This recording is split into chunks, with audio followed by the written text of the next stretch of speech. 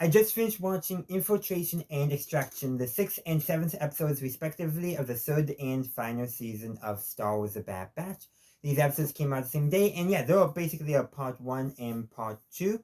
I'll be talking about each episode individually, so there will be timestamps down below. But just some quick overall thoughts, and I'll have some concluding thoughts.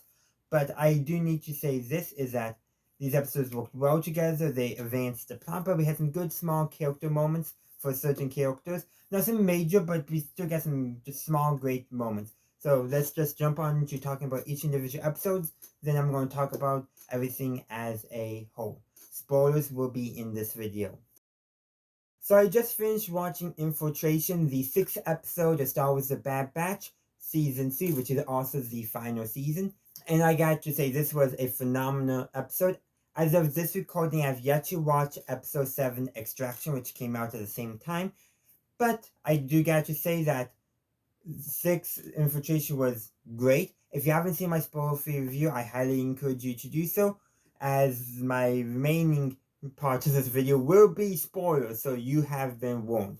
So like I said, great phenomenal episode. The episode actually opens on, I'm not sure which planet, but the key thing is that Senator Chuchi is meeting with Senator, I forget his name, but the senator that Bad Batch rescued from Raxus, so the Separatist Senator Raxus, so they're meeting. So we're already starting to see seeds of, at least among senators of the Rebel Alliance forming. Seems like right now in the timeline, we got 3 senators leading the way, and they are barely communicating with each other, but they're clearly doing so for security reasons, but not. Because, like, I think Bill might be the only one who knows both Mom Monster and Chuchi are against the Empire and are doing their own thing. I think Bill might be the only one who knows what both of them are doing. I'm just saying, and he's doing his own thing. But you can tell the Foundation's reaching out to separatists, because we know there were separatists among the Rebel Alliance who fought for the rebels, not necessarily because they wanted to restore the Republic, but because of their opposition to the Empire. And some separatists actually did want a more ideal form of the Republic. But that's kind of getting off topic. And so the 2 senators have a meeting, and they need to keep, quiet because, they don't want the Empire finding out about it. And of course, Captain Rex and his bunch of clones who are against the Empire are helping provide security. Well, anyhow, one of those clone assassins that we saw way back when we first saw Chuchi on Coruscant, that was actually an Omega episode, Omega and Echo episode. But the key thing is that they're there, and the assassin shows up. I kind of also gotta say, I really like how when they brought this assassin back, they connected it somewhat, or kind of, to the events where we first saw this clone assassin. Using the fact that last time we saw her, Chuchi was evolved, and she's evolved again, it's that nice connecting thread. But anyhow, the clone assassin comes, and Captain Rex and his men, they do stop the assassin. They capture him alive, actually, and both senators survive. Even though the Rex Center was on the clone assassin's hit list. Yeah. So they extract the electroprod thing that would have allowed the clone to prevent his interrogation. Not that he was giving up much information anyhow, but they did confirm he was from Tannis just by listing planets and watching his response. But anyhow, they decrypted his data puck, which had a list of his targets, which included Omega. So Rex gets in contact with Echo so they can warn the Bad Batch that the Empire is after Omega again. And their reaction is, again? Not quite again once they find out the whole story, but it very much is like, I think Wrecker was the one who said, just like old times, because, yeah, the Empire was after Omega before, and that leads to a conversation about why was the Empire after you the first time. Hemlock wanted Omega to course Nala saying to cooperating, and then the discussing stuff about what Nala was being forced to work on, which included counts. Omega mentioned that she doesn't know what it was, but they were taking blood samples from everyone. But I do wonder, did she mention the fact that Nala kept on disposing of her blood sample? Probably so, but I feel like I wish that was included, because obviously some of that stuff was tucked off screen. But Rex recognized the term count. I wonder why. A clone who worked with a Jedi might recognize what count means, but he's not sure. I think he probably had a suspicion, but until he confirms his suspicion, he doesn't want to voice anything. But anyhow, all the regs there are, actually, not all the regs, Hauser specifically, is a bit mad at Crosshair and wants to do some enhanced interrogations. And that's clearly what Hauser wants to do. Because he's mad at Crosshair for getting his squad from Ryloth killed. Understandable. And all that. But the key thing is, things totally change. Well, not totally change, but Crosshair, like, it has a, not necessarily change, but like, the minute they mention that they had one of those clone assassins alive, Crosshair gets nervous. He's like, you got one alive? How? They got ways of tracking. Even, yeah, they may not have a tracking device on them. They got ways of tracking. So he knows them what's going on because they tried to turn him into one, and he said they failed. I do think he did fail. Fail, and why they didn't kill him, I don't know. Especially because they let him have work with Omega, but I think that's because Hemlock knew Omega was close to Crosshair and wanted someone to cross Omega. We gotta go all the way back to the first 3 episodes for that. But the point still stands is Crosshair's like immediately recognizes the threat. Now, and also Batcher, he actually picks up that clone assassin was in there, but since nobody could see his assassin, Omega and everyone else just, okay, mostly Omega. But, like, you gotta learn to listen to Batcher. He's pretty good at picking up on those threats. But anyhow, the clone assassin, he sees spots Omega there, so he goes to tell Scorch, who's, I guess, in charge of the special assassins. I haven't figured all that out. But tell Scorch about that the Hemlock special target is there, so they send a strike team in. Well, also, the assassin then goes on to do his thing. He destroys a lot of stuff, kills the other assassin, and disables their communication. He did that first, actually, and destroyed their ships. He did that first. I mean, he was really making sure they don't escape. But the key thing, or not the key thing is, but the interesting thing I want you to know about that is when that clone is attacking, I think it might have been Fireball, I'm not sure. Some of the clones haven't figured out how to recognize them yet. Especially because their armor is getting more worn down, but anyhow, picks up a flamethrower and just charges at the clone assassin. He doesn't get shot down, but the flamethrower is still on, hits a grenade, boom! And the clone assassin's taken out that way. But unfortunately, they had to evacuate that room too. But unfortunately, the Empire is on its way with an extraction team led by, any guesses? Well, if you've seen the episode, you know. And if you haven't, big spoilers.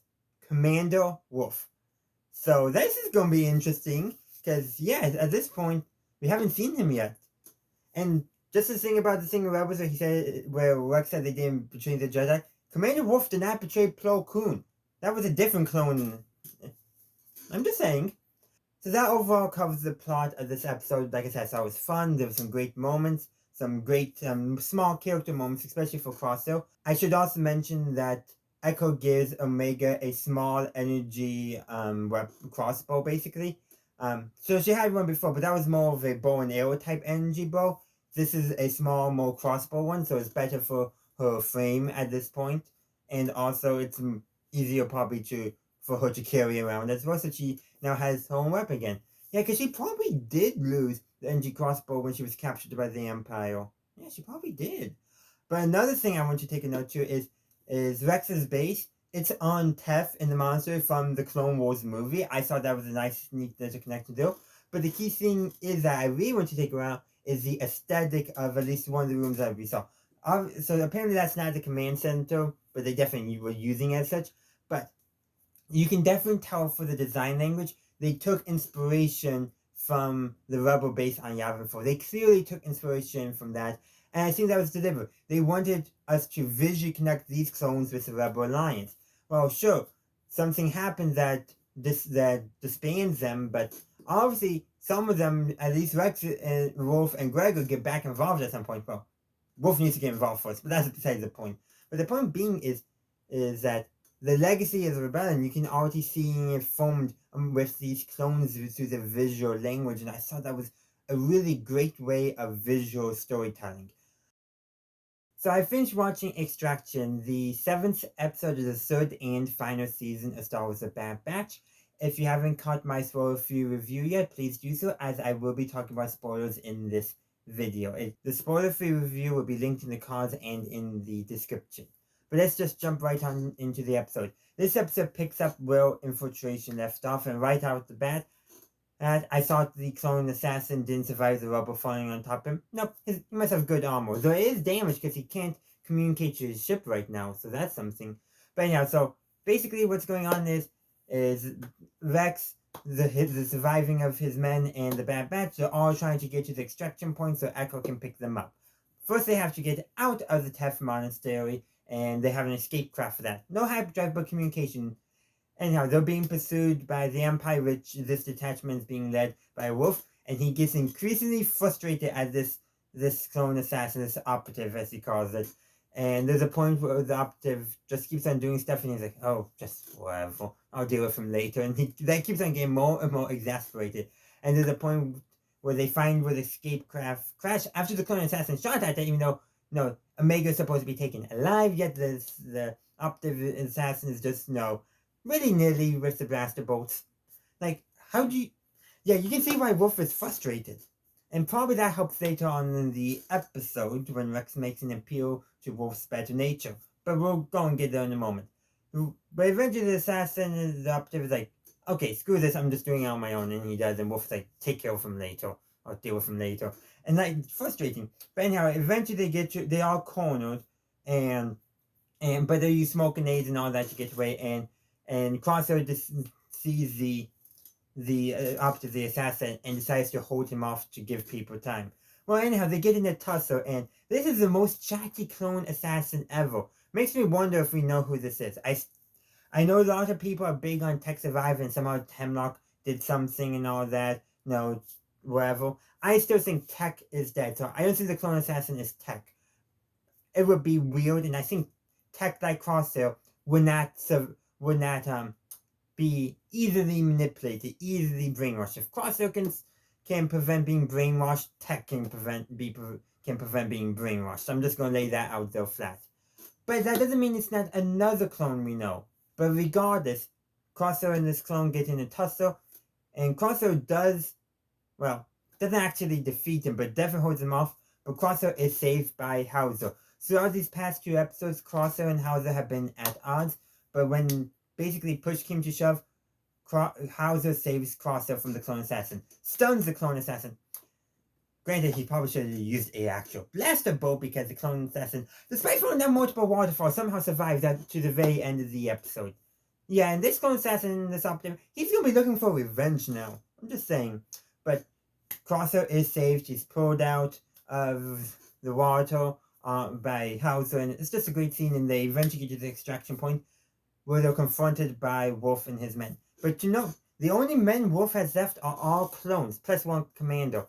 Because the other ship apparently had all the TK troopers. There were some TK troopers, some clones, and 2 clone commanders and Wolf. But the thing is that the other ship got shot down by Crosshair, mind you, and I think that was the one that had most of the TK troopers on it. And in their first ambush, they were able to at least stun most of the TK troopers.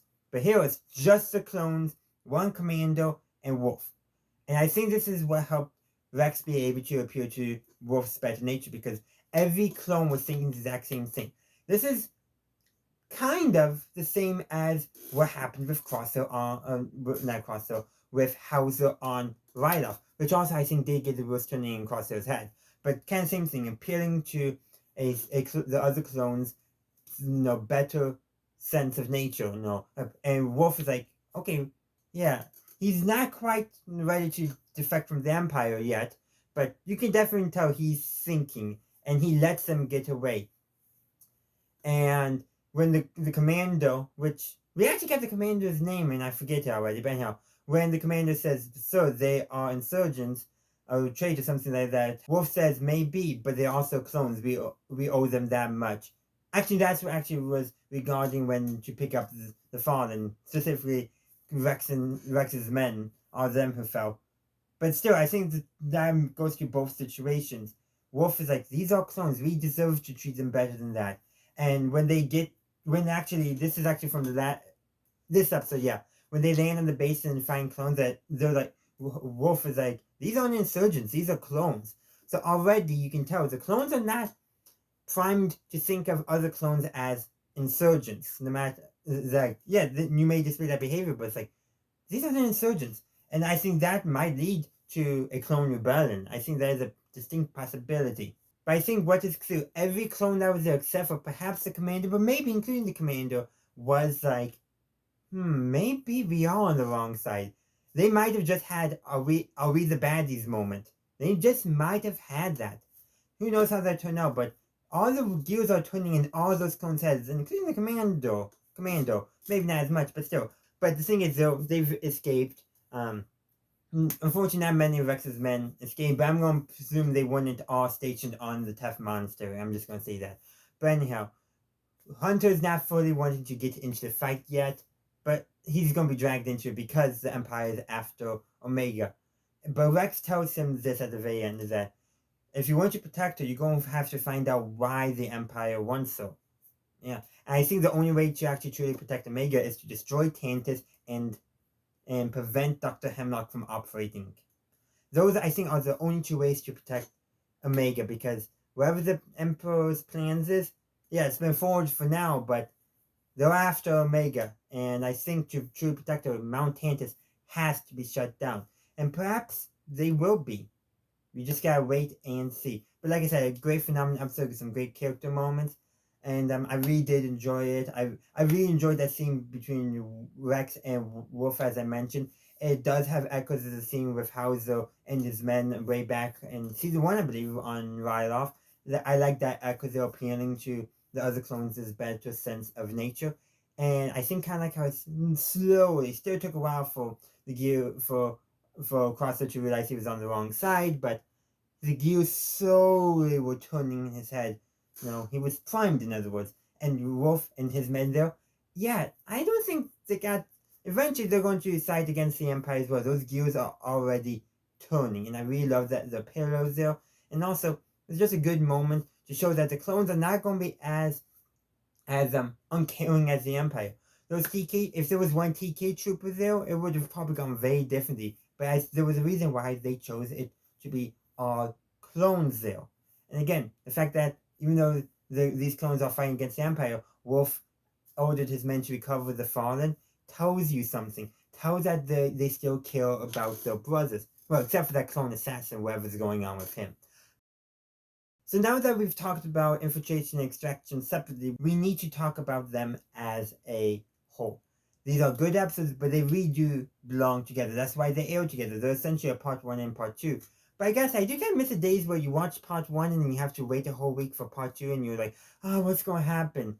I mean, look at, okay, this is not Star Wars, but Star Trek, TNG, Best of Both Worlds, part 1 and part 2, they were an entire season apart. And we kind of are missing that in a lot of modern television. Okay, maybe not that much, but still, at least a week. I kind of like that. That would help with suspense in some ways, but I can understand why they went together, because, yeah, they do tell one story, and they do fit together. They do belong together. Like I said, we got, in both episodes, we get some small crossover moments, like, between these entire 2 episodes, Crosser and Hauser have been at odds, which is understandable, given what happened on Ryloth. But at the same time, I think it's partially because of Hauser that Crosser started to think about the Empire ever so slightly differently, that eventually it still built up across multiple episodes, of course. And again, I liked how the scene with Hauser on Ryloth with his men paralleled the scene at the end of near the end of the episode between Rex and Wolf.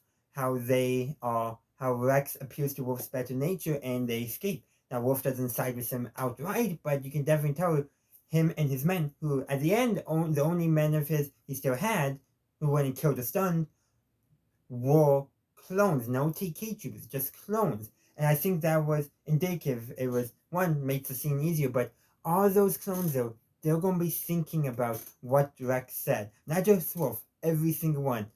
Don't know about the Commando, but still. I mentioned that when I talked about Extraction, but the truth is that I love that parallel between the two.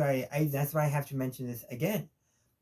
And there's other great things, great moments. Like how I said, Hauser and Crosshair have been at odds the entire episode, but at the very end, when Crosshair needs saving from the clone assassin, the clone operative, the Imperial operative, Hauser is the one to save him. Shows that through his actions, Crosshair has shown Hauser that he's no longer with the Empire. And there's so many other great things. I already mentioned about how this is, of the 3 clone operatives, Imperial Clone Operatives that we've seen, the third one is the most talkative and what that could mean. And how I do stand by that. I think it is a named clone. I don't think it's tech, or I already had talked about that, but I just want to mention again that I do think that is something. There's something special about that clone operative given how talkative they made him. But that's going to be its own separate series video, so stay tuned for that. So that only leaves 2 main things: visual and sound design. Phenomenal. I really love how for a lot of the establishing shots of the big backdrop shots, they made the background look almost like a matte painting. I really love that aesthetic choice. It just makes it feel much more cinematic. Like, we saw Tef in Star Wars: The Clones. In fact, the movie. In fact, I got it somewhere, got it right here on my bookshelf. Tef did not look that good in that film, the Clone Wars movie. In fact, you go back watching, the animation is really rough. They've gone a long way since then, but it's so gorgeous now. The jungle is so much more gorgeous. In fact, there was one shot like, is that Rhodia? No, is that the moon from Ambush?